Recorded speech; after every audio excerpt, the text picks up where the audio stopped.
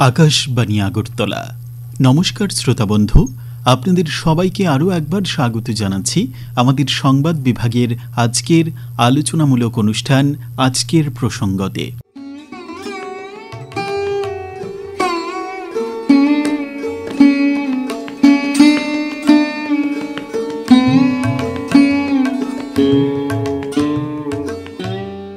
আপনারা প্রত্যেকেই জানেন, দেশের কেন্দ্রীয় সরকার নানানভাবে বিশেষ করে যুব সমাজকে কর্মক্ষেত্রে দক্ষতা বৃদ্ধির লক্ষ্যে নানান প্রকল্পের সূচনা করেছেন। মূলত একটাই লক্ষ্য, দেশের যুব সমাজ, দেশের মহিলারা যেন আত্মনির্ভর হয়ে নিজেকে প্রতিষ্ঠিত করতে পারে সমাজে। আপনারা জানেন যে স্কিল ইন্ডিয়া মিশনের কথা, যে মিশন বা যে প্রকল্প শুরু হয়েছিল আজ থেকে ঠিক 10টা বছর আগে 2015 সালের 15ই জুলাই। দেশের প্রধানমন্ত্রী একটা উদ্দেশ্য নিয়েই সেই প্রকল্পের সূচনা করেছিলেন, যেন দক্ষতা বৃদ্ধি করা যায় দেশের প্রতিটা জনগণের। আজ আমরা কথা বলবো এই বিষয় নিয়ে। আমাদের সঙ্গে আজ আলোচনায় রয়েছেন state coordinator IIE Shri Ayan বিশ্বাস। স্যার, আপনাকে স্বাগত। আমাদের সঙ্গে আরো একজন রয়েছেন ভজন শর্মা। ভজন বাবু, আপনাকেও স্বাগত। নমস্কার। আমরা আজ এই বিষয় নিয়ে কথা বলবো যে স্কিল ইন্ডিয়া মিশন, এই প্রকল্প কিভাবে জনগণের জন্য কাজ করছে বা জনগণকে স্বাবলম্বী করে কাজ করছে। প্রথমে অয়ন বাবু, যে বিষয়টা আপনার কাছে জানবো যে এই স্কিল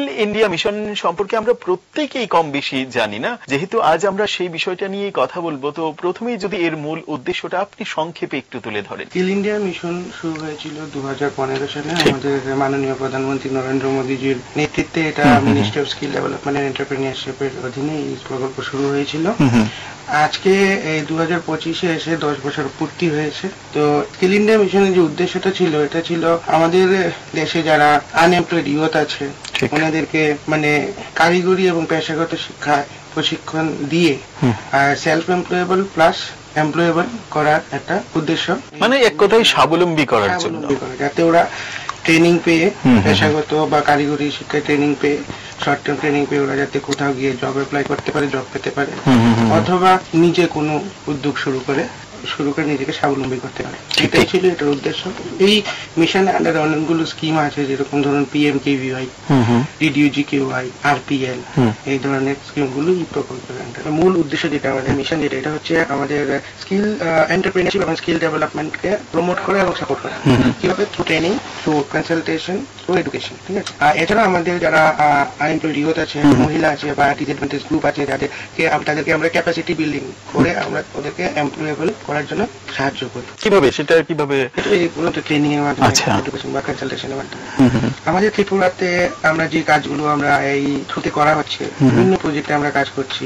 আমি আপনাকে একটা একটা করে প্রজেক্ট বলছি। যেমন ধরুন MED তে আমরা কাজ করছি। MED হচ্ছে মাইক্রো এন্টারপ্রাইজ ডেভেলপমেন্ট প্রোগ্রাম। এটা 2024-এ লঞ্চ হয়েছিল ফেব্রুয়ারি মাসে, under TRLM, part of SBEP। তো এটার MED ক্ষেত্রে আমরা এখন পর্যন্ত 600 বেনিফিশিয়ারিকে আমরা ট্রেনিং করিয়েছি এবং 29 জন CRPP কে ইনিশিয়াল স্টেজে যে ব্লকগুলো আমরা পেয়েছি ওই ব্লকগুলোতে আমরা ট্রেনিং করেছি। ব্লকগুলো হচ্ছে আপনার অমরপুর, কিল্লা এবং টেপানিয়া। তারপর আমরা অন্য যে প্রজেক্টে, যেমন ধরুন আপনার PM জন্মন, প্রধানমন্ত্রী জনজাতি আদিবাসী নয়া মহাঅভিযান যেটা আছে, এটা actually ministry of tribal affairs এর আন্ডারে এই স্কিমটা। এটার মধ্যে আমাদের পার্ট হচ্ছে EAP, এন্টারপ্রেনিউরশিপ অ্যাওয়ারনেস প্রোগ্রাম, এবং স্কিল ডেভেলপমেন্ট। ঠিক আছে, এবং হ্যান্ড হোল্ডিং। আর আমরা এখন পর্যন্ত টোটাল 1700 বেনিফিশিয়ারিকে টার্গেট ট্রেনিং করিয়েছি। শুধু PBTG গ্রুপটাকে। PBTG বলতে আমাদের ত্রিপুরাতে PBTG রিয়াং কমিউনিটিকে PBTG ধরা হয়েছে। ঠিক ঠিক। তো এইসব রিয়াং কমিউনিটির কথা যেহেতু এলো, এই যে পাহাড়ি এলাকাগুলিতে আপনারা কিভাবে সেই প্রশিক্ষণটা দিচ্ছেন বা কিভাবে কি কোনো সমস্যা? ওখানে গিয়ে আমরা ওদের যে লোকেশন আছে ওই লোকেশনে গিয়ে with the help of TRLM আমরা ট্রেনিং গুলো প্রোভাইড করেছি। তো ওখানে আমরা নানা রকম ট্রেনিং প্রোভাইড করেছি, যেরকম ওদের যেটা ওখানে যে লোকাল রিসোর্স যেগুলো আছে, বন থেকে যেগুলো পাওয়া যায়, যেমন কাঁঠালের আচার, তারপর আপনার কি বলে কাঁচা কলা আচার, পাপড়, এগুলো বা চিপস, কাঁচা কলা দিয়ে পাপড় করছে, বেকিং করা, এগুলো আমরা ভ্যালু এডিশন করেছি। বা বেম্বো হ্যান্ডিক্রাফট যেগুলো আছে, এগুলো আমরা উপর ট্রেনিং করেছি, যেগুলোতে ওরা অ্যাকচুয়ালি যেমন আমাদের ট্রাইবাল কমিউনিটি যারা আছে রিয়াং, ওদের হ্যান্ডিক্রাফটের যে কাজটা ওরা জানে অলরেডি, ওটা আমরা ভ্যালু এডিশন করেছি। এই ধরনের কাজ আমরা করেছি। তাদের উৎসাহটা ঠিক কেমন দেখতে পান? হ্যাঁ, উৎসাহ তো ভালো আছে। তারপর আমাদের আরেকটা প্রজেক্ট আছে Sankalp ministry of skill development and এন্টারপ্রেনিউরশিপের আন্ডারে এই প্রজেক্টটা। এই প্রজেক্টের মধ্যে আমরা এখন পর্যন্ত 250 বেনিফিশিয়ারিকে ট্রেন করেছি। ঠিক আছে। তারপর আমাদের স্ফূর্তি, যেমন একটু আগে আমরা বললাম যে স্ফূর্তি স্কিমের আন্ডারে আমরা দুটো আমাদের ক্লাস্টার আছে ত্রিপুরাতে। একটা নাম হচ্ছে bamboo mat based utility cluster west Tripura, একটা হচ্ছে আমাদের চরিলাম বেম্বু হ্যান্ডিক্রাফট ক্লাস্টার, ওটা হচ্ছে সিপাহী জেলা ডিস্ট্রিক্টে। আচ্ছা, ঠিক আছে। তারপরে আমরা PMKVY 4.0 করেছি, আমাদের TTADCর সাথে আমরা কোলাবোরেট হয়ে এটা করিয়েছি, ওখানে আনএমপ্লয়েড ইউথদের আমরা ট্রেনিং করেছি। তারপরে আমাদের এখন যেটা রানিং প্রজেক্ট যেটা হবে এটা হচ্ছে SBEP এন্টারপ্রেনারশিপ প্রোগ্রাম, মানে ছোট ছোট এন্টারপ্রেনিয়ারদের আমরা প্রমোট করবো এখানে by the help of TRL। আচ্ছা অয়ন বাবু, আরেকটা জিনিস, বিভিন্ন সেলফ হেল্প গ্রুপ রয়েছে রাজ্যের বিভিন্ন জায়গায়, তো সেই ক্ষেত্রে আপনারা কি বা আপনাদের ইন্ডিয়ান ইনস্টিটিউট অফ এন্টারপ্রেনারশিপ বা IIE কি কোনো তাদের সাহায্য করছে বিভিন্ন ক্ষেত্রে? আমি এখন SBP বললাম, এন্ড এমডি হচ্ছে SBP পার্ট, ওখানে যারা ট্রেন্ড হচ্ছে ওরা সবাই SHG গ্রুপ মেম্বার। এই যে বিউটিশিয়ান বলুন বা ট্রেইলারিং বলুন, এই প্রশিক্ষক আপনারা কিভাবে জোগাড় করেন বা কাদেরকে দিয়ে সেই প্রশিক্ষণটা দিচ্ছেন? প্রশিক্ষক আমাদের যারা সার্টিফাইড আছে আমরা ওদেরকে কন্ট্যাক্ট করি, আমরা ওদেরকে এখানে ট্রেনিং এর জন্য আমরা ওদেরকে বলি যে ট্রেনিং করার জন্য। এছাড়া PM জন্মের সময় আমরা অ্যাবাউট 64 জনকে, মানে 64 জনকে আমরা অ্যাজ এ মাস্টার ট্রেনার শুধু PBTG এর জন্য ট্রেন করি, আমরা ট্রেনিং করিয়েছিলাম। বাহ বাহ, একেবারে আমরা বলতে পারি এই ধরনের যে প্রশিক্ষণগুলো দেওয়া হচ্ছে সেগুলো একেবারে বিনামূল্যে দেওয়া হচ্ছে জনগণকে। একদম, আমরা প্রথমেই যেটা বলছিলাম যে কর্মক্ষেত্রে দক্ষতা বৃদ্ধির লক্ষ্যে বা জনগণকে, তরুণ প্রজন্মকে, মহিলাদেরকে স্বাবলম্বী করার জন্য নানান প্রকল্প রয়েছে, তার মধ্যে কিন্তু কোন কোন ধরনের প্রকল্পের সুবিধা বা কিভাবে সেই সুবিধা দেওয়া হচ্ছে সেটা কিন্তু অয়নবাবু তুলে ধরলেন। আচ্ছা অয়নবাবু, এই ধরনের প্রশিক্ষণ পেতে, আপনি যে স্কিমগুলির কথা বললেন, এই ধরনের প্রশিক্ষণ পেতে কিভাবে জনগণ যোগাযোগ করবে বা কোথায় যোগাযোগ করবে, কি করবে, বিষয়টা যদি একটু বলেন। মানে PMKVY 4.0 যদি আমি বলি, তাহলে আমরা ত্রিপুরাতে TTADC যেটা আছে অটোনোমাস কাউন্সিল, ওটার সাথে আমরা কোলাবোরেট হয়ে আমরা PMKVY 4.0 চালু করেছিলাম। তখন ওখানে TTADC থেকে জনগণকে বা ইনফর্ম করা হয়েছে যাতে মানুষ বা যারা মানে ক্যান্ডিডেট এসে ট্রেনিং নিতে পারে বিনামূল্যে। আমরা ওনাদেরকে EDP ট্রেনিং প্রোভাইড করি যাতে ওরা ব্যবসাটা সঠিকভাবে সঠিক পথে শুরু করতে পারে এবং চালিয়ে যেতে। ভজন বাবু, আপনার কাছে যাব। নমস্কার, আমি 1979 সন থেকে ইন্টিগ্রেপস এর কাজের সঙ্গে জড়িত। আমি ওখান থেকে কাজ করে আসছি। প্রথম ছোট আকারে কাজ করছি, এখন একটু আমরা ছোট আকারে কি কাজ করতেন তখন? আমরা তখন বাঁশের ম্যাট তৈরি করতাম। প্রথম অবস্থা যেমন বাঁশের ম্যাট তৈরি করে, তার থেকে ডেভেলপ করতে করতে করতে করতে আমাদের এখানে এখন আমার ফ্যাক্টরিতে 150 থেকে 200 আইটেম তৈরি হয় ইন্টিগ্রেপস এর, যে ইন্টেরিয়ার যে কাজগুলি করা হয়। যেমন আমাদের এখানে বাইরে থেকে, ত্রিপুরার বাইরে মানে ভারতবর্ষের যে অতিথিরা আসেন, প্রধানমন্ত্রী আসেন, আমার এখান থেকে তাদের যে রাজ্য সরকার প্রেজেন্ট করেন, আমার এখান থেকে সেই জিনিসগুলি আসে। যেমন কিছুদিন আগে রাষ্ট্রপতি এসেছিলেন আমার ফ্যাক্টরি থেকে, এই জিনিসগুলি যে জিনিসগুলি তাদেরকে যে প্রেজেন্ট করেন সেই জিনিসগুলি আমার এখান থেকে তৈরি হয়ে এসেছে। আমরা এটা করতে পেরেছি আর কি। আমরা রাজ্যের মানুষও গর্ব করতে পারি, সেইটা আমার ভীষণ গর্ব হয়। এই কাজে এসে আমার ভীষণ গর্ব হয় যে আমার একটা জিনিস তৈরি করেছে আমার ফ্যাক্টরিতে। আমরা অনেকগুলি লোকেরকে নিয়ে কাজ করেছি, এটা একজন প্রধানমন্ত্রীকে প্রেজেন্ট করে, একজন রাষ্ট্রপতিকে প্রেজেন্ট করে, সেটা আমাদের ভীষণ গৌরব, আমরা গৌরব হতে পারি আর কি। ঠিক, শুধু আপনি না, আমরা গোটা রাজ্যবাসী গর্ববোধ করতে পারি এই বিষয়টা যে আমাদের রাজ্যের একজন শিল্পী বা রাজ্যের বেশ কয়েকজন শিল্পী মিলে একটা কোনো কিছু তৈরি করেছেন, সেটা রাষ্ট্রপতির দরবারে যাচ্ছে বা রাষ্ট্রপতির হাতে পৌঁছে যাচ্ছে, সেটা আমরা গর্ব করেই বলতে পারি।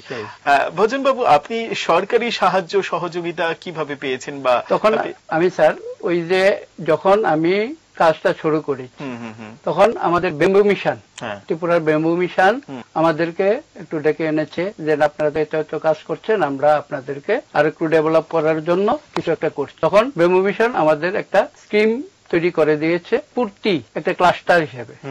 তো পূর্তি ক্লাস্টারে 9 জন সদস্য, তার ভিতরে আমি একজন সদস্য। তো এই পূর্তি ক্লাস্টারটা 1916 সনে এটা তাদের প্রজেক্ট দিয়েছেন। এটা আমাদের সবকিছু রেডি হয়ে আমাদের পূর্তি ক্লাস্টারে যে মেশিনারি গুলি পেয়েছি, এটা আমরা 2022 সনে তাদের কাছ থেকে গুয়াহাটি III তার ফান্ডিং করছে। গুয়াহাটি III থেকে আমরা এই মেশিনারি গুলি পেয়েছি গুয়াহাটি III থেকে।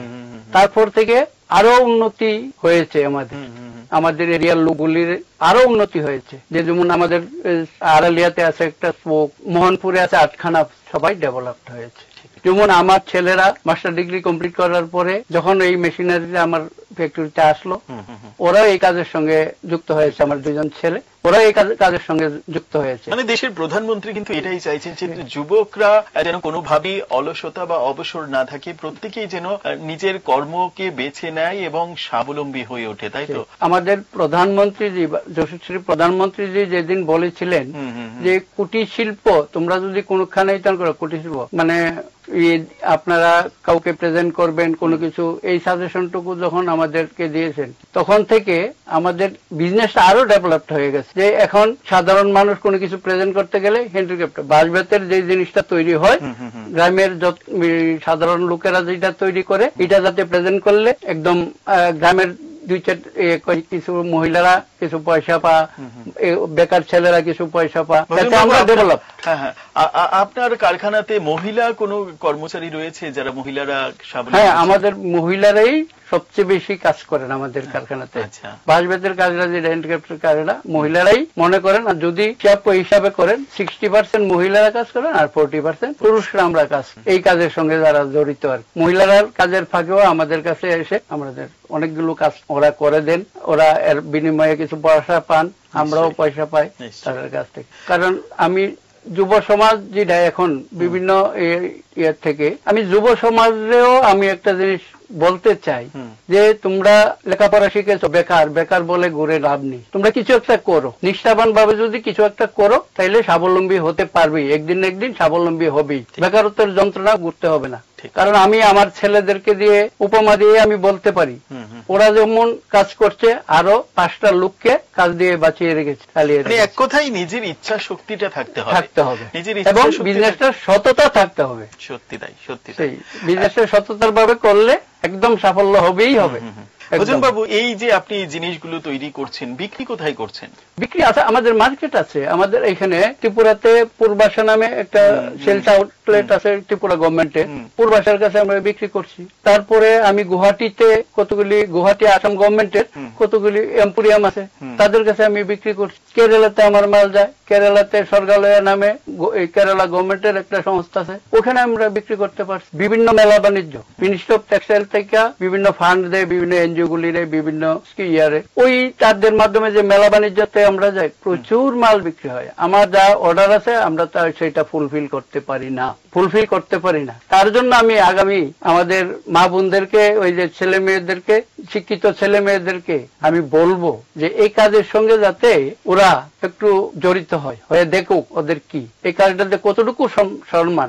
আমরা আলোচনা একেবারে শেষ মুহূর্তে অয়ন বাবু, সর্বশেষ শ্রোতাদের উদ্দেশ্যে স্কিল ইন্ডিয়া মিশন বা এই প্রকল্প সম্পর্কে কি বার্তা থাকবে আপনার? স্কিল ইন্ডিয়া মিশন সম্পর্কে আমার এই বার্তা থাকবে, যারা এখন পড়াশোনা করছে, যুবক যারা আছেন, যারা আছেন, যারা এমনি আমাদের ফর্মাল এডুকেশন নিচ্ছেন, তাদের কিছু একটা যদি এমপ্লয়েবল বানাতে হয় নিজেদেরকে, বা সেলফ এমপ্লয়েড হতে হয়, তাহলে অবশ্যই তারা যেন কোনো একটা এই ধরনের কারিগরি বা পেশাগত শিক্ষা গ্রহণ করে।